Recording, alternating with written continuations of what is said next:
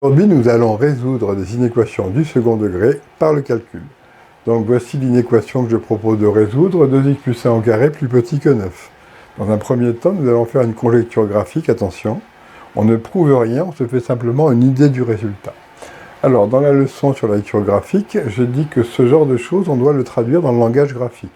Donc ça correspondrait à une courbe, ça correspondrait à la droite d'équation y égale 9, et on se poserait la question de savoir quand est-ce que la courbe est située en dessous et pas sur la droite d'équation y égale 9. Alors regardez graphiquement ce qui se passe. Est-ce que là c'est en dessous?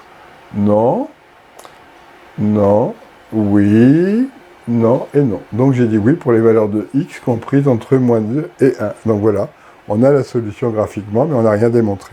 Alors maintenant, nous allons nous intéresser à la résolution algébrique de cette inéquation du second degré. Alors, résolvons donc cette inéquation. Pourquoi est-elle du second degré? Parce que si on développe 2x plus 1 au carré, on obtient des x au carré, des x et des nombres, et donc la plus grande puissance de x c'est 2, donc 2 comme second degré. Alors, attention, la méthode que je vous propose, c'est pour résoudre les inéquations du second degré. Pour résoudre les inéquations du premier degré, c'est différent. La première étape, c'est je dois tout faire passer à gauche pour faire apparaître le 0 à droite. Donc, qu'est-ce qui n'est pas à sa place ici? C'est le 9. Je dois donc enlever 9 de chaque côté. J'obtiendrai donc 2x plus 1 au carré moins 9, plus petit que 9 moins 9, ça va faire 0. Ça, c'est la première chose.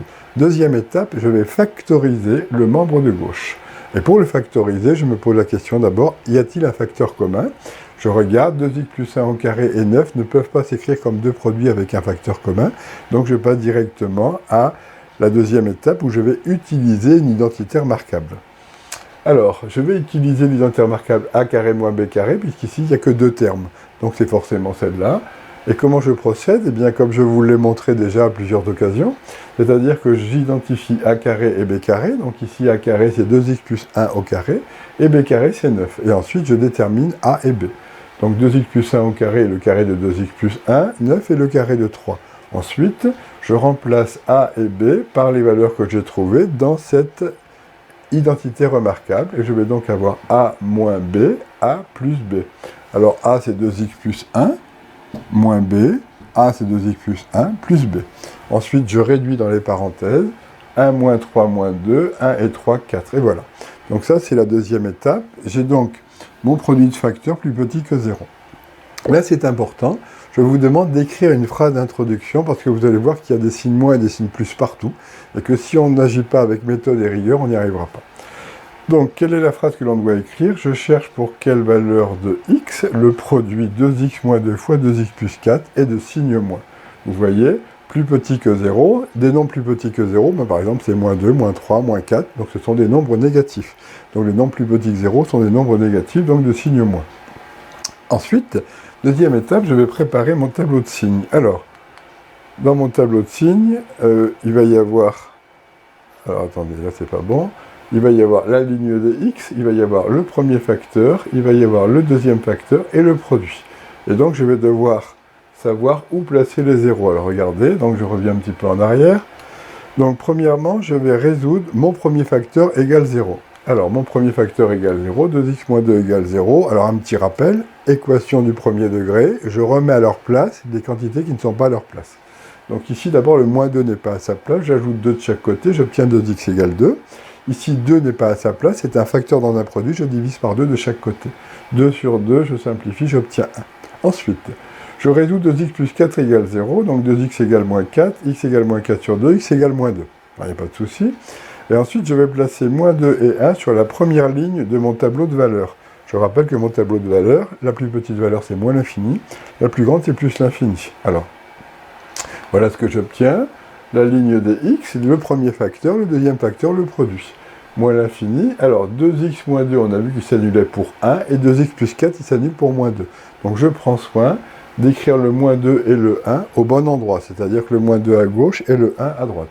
Alors je remplis ce tableau de signes avec des moins et des plus, des zéros, et parfois des doubles barres, quand on a des valeurs impossibles, des valeurs interdites, pardon. Alors j'utilise le résultat du cours suivant. Je rappelle que pour obtenir le signe d'une quantité du premier degré, vous devez donc utiliser ceci. Alors, ax plus b est égal à 0 quand x égale moins b sur a. Et puis, la quantité est du signe de moins a jusqu'au 0 et du signe de a ensuite. Donc en gros, c'est très simple. Quand A est positif, on commence par les moins. Quand A est négatif, on commence par les plus. Bien. Alors sur la ligne 2x moins 2, comme A est positif, on va commencer par le signe moins jusqu'au 0. On complète avec des plus. Ici, 2x plus 4, c'est pareil. On a A qui est égal à 2. Donc on va commencer par les moins jusqu'au 0. Et ensuite, on complète avec des plus. Voici, alors ensuite, une fois que j'ai complété sur la ligne, j'applique la règle de la multiplication, plus par plus, plus par moins, moins, moins par plus, moins, et moins par moins, plus. Ça veut dire que si je multiplie deux nombres positifs, c'est positif. Si je multiplie deux nombres négatifs, c'est positif, etc.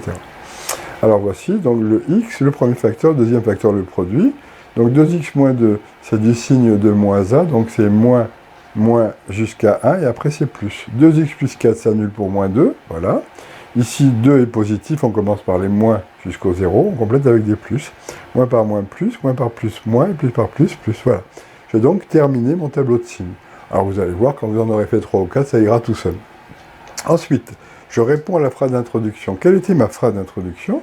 J'avais dit que je cherche pour quelle valeur de x, le produit 2x moins 2 fois 2x plus 4, celui-ci, est du signe moins. Alors, quand est-ce qu'il est de signe moins? C'est marqué qu'il est de signe moins pour la deuxième colonne qui correspond aux valeurs de x comprises entre moins 2 et 1. Regardez, hein, il est du signe de moins pour la deuxième colonne qui correspond aux valeurs de x comprises entre moins 2 et 1. Donc là, on prend que le signe moins, on ne prend pas les zéros. Ça veut dire que je prends tout ce qui est compris entre moins 2 et 1, mais je ne prends ni moins 2 ni 1.